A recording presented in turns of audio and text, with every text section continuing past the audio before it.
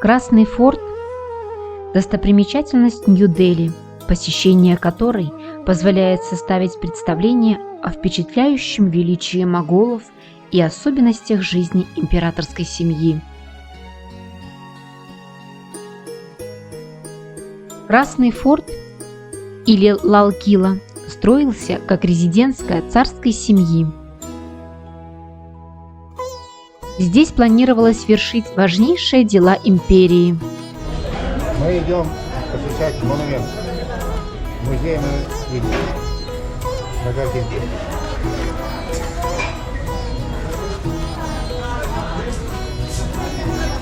Рублей по 950 это музей. Ну и чем музей? А музей был? Не знаю, что. Видел на картинке. Да. Ну говорят, не стоит ничего стоящего, чтобы потратить время. Посмотреть можно, но хватит монумент.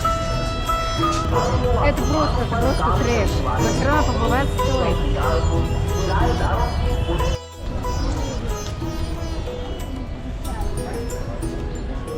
Вот это знаменитый Красный форт, который входит в десятку достопримечательностей Индии. Ну, могу что сказать, билет стоит, чтобы посетить форт, 600 рупий. Примерно, если переводить на Россию, это где-то около 500 рублей. А вот для простого индуса билет стоит 10 раз дешевле, 50 рупий. Говорят, раньше там водились крокодилы. До эпохи исторического материализма. Врагов. Ну, это тоже Лучшая защита была. Но дворец-крепость просуществовал недолго. После индийского восстания 1857 года англичане сослали императора, а в Лал-Кила обустроили свою штаб-квартиру, разместив рядом с элегантными стенами дворца убогие солдатские бараки. После 1947 года форт перешел под опеку индийской армии.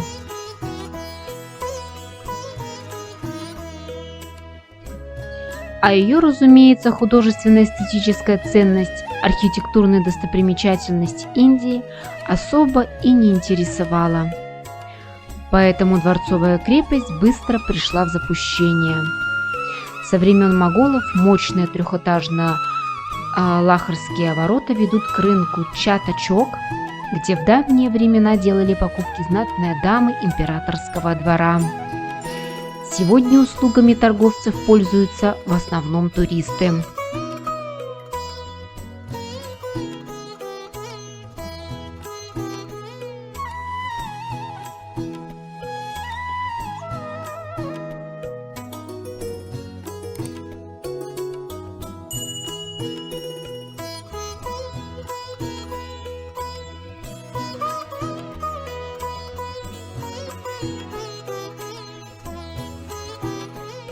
В центре восьмиугольной крепости стоит Наубхат-Кхана, где музыканты играли церемониальные мелодии. Дорожка от павильона бежит к длинному и низкому зданию из красного кирпича. Это был величественный зал для публичных аудиенций. Здесь император выслушивал просьбы и вершил суд над подчиненными. Когда-то стены этого помещения 60 колоннами были украшены драгоценными камнями и мраморными вставками, которые англичане вывезли в 1857 году. Возвращенные и сохранившиеся ценности хранятся в Мумтаз-Махале справа от дорожки, ведущей от зала публичных аудиенций в императорские покои. В женской половине дворца Ранг-Махал жила когда-то фаворитка монарха. К югу находились жилые покои жен и принцесс Мумтаз-Махал, а с севера примыкает Хас-Махал, личные покои императора. Также сохранились примыкающие к дворцу помещения бань, хамам, в западной части которых бил горячий источник. Инкрустации и мраморные отделки не сохранились, но композиция сооружения осталась прежней.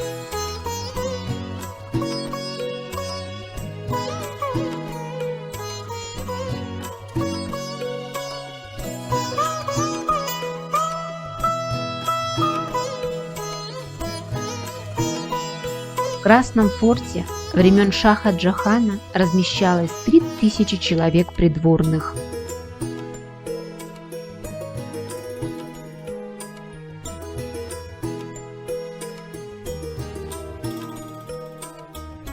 В комплекс входят дворцы и развлекательные залы, выступающие балконы, бани и крытые каналы, а также геометрические сады и богато украшенная мечеть.